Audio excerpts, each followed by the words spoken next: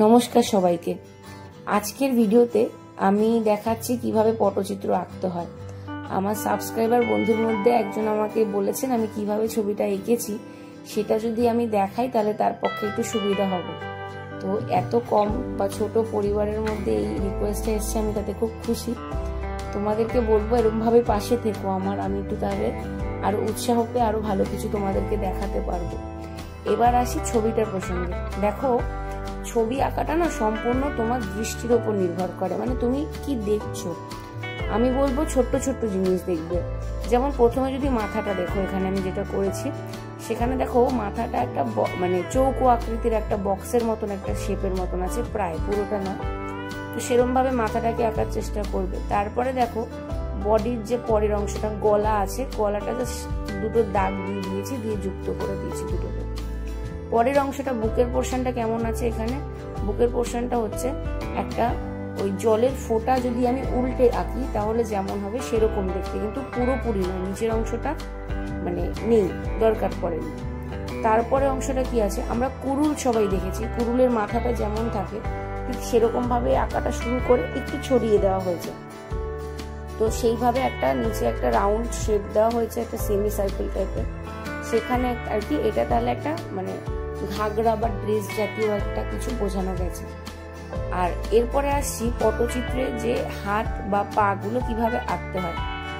এখানে হাত পা গুলো কিন্তু মোটেই সরু সরু হয় না, একটু মোটা গোছেরই হয়, এবং যে অংশটা শরীরের সঙ্গে যুক্ত থাকে সেই দিকটা বেশি মোটা থাকে, এবং ওপরের দিকের অংশটা মানে যেমন হাতের আর কি আঙুলের দিকে অংশটা আস্তে আস্তে সরু সরু হয়, এবং পটচিত্রের বৈশিষ্ট্য হলো আঙুলগুলো বেশ সরু সরু হয়।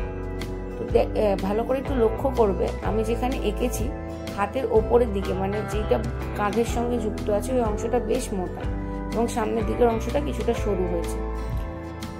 যামিনী রয় স্যার আরেকটা জিনিস যেটা করেছেন এই ছবিটার মধ্যে, তার ক্রিয়েশন যেটা আমার খুব পছন্দ হয়, সেটা হচ্ছে মানে যে কোনো পটচিত্রের ক্যারেক্টারের চোখটা বেশ বড় বড়, মানে এই প্রান্ত থেকে ওই প্রান্ত মাথার পুরো ম্যাক্সিমাম অংশটাই চোখটা থাকে আর কি, কপাল জুড়ে, এবং চোখের ভুরুটাও চোখের ওপরে সেটাও সেম ভাবেই থাকে, এবং নাকটাও অনেক সময় ছবির আকৃতির বাইরে থাকে, এবং মানে মুখের যে আকৃতি আছে সেটার বাইরে থাকে, আবার অনেক সময় আকৃতির সঙ্গেও যুক্ত করা হয়। আমি আগের ছবিতে আকৃতির সঙ্গে যুক্তই করে দিয়েছি।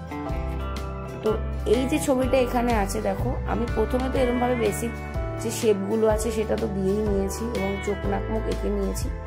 তারপরে এখানে কিছু ডিজাইন দিয়েছি। এবার ডিজাইনটার ক্ষেত্রে আমি বলবো একটু রেফারেন্স দেখার জন্য, মানে চট করতে কেউ একটা আঁকা এভাবে শিখতে পারে না, সেক্ষেত্রে একটু রেফারেন্স দেখলে ভালো হয়। এবং আমি সহজ করার জন্য একদম খুব ইজি যে পদ্ধতিতে কিছু মানে দেওয়া যায়, যেটা একটু ব্যাপারটাকে একটু ভালো করতে দেখতে সুন্দর লাগবে সেরকম করবে, সেরকমই দিয়েছি। জাস্ট কিছু গোল গোল শেপ করে সার্কেল করে দিয়ে দিয়েছি। তো দুটো এইভাবেই দুটো যে কাপড় দুদিকে দুটো যে দেওয়া হচ্ছে সেখানেও কিছু কিছু সামান্য ছোট ছোট তিনটে গোল করে দিয়েছি। এইভাবেই ছবিটাকে আমি কমপ্লিট করেছি। আশা করছি ছবিটার থেকে আপনারা বেশ ভালোভাবে উপকৃত হবেন। যেহেতু এটা একটা মানে ফার্স্ট লার্নিং একটা কিছু দিচ্ছি, তাই জন্য বেশি আমি এখানে অলংকার দিইনি। আশা করছি আপনারা শিখতে পারছেন, পরবর্তীতে আরো ভালো করে আমি শেখানোর চেষ্টা করব। আরেকটা কথা, থ্যাঙ্কস ফর ওয়াচিং।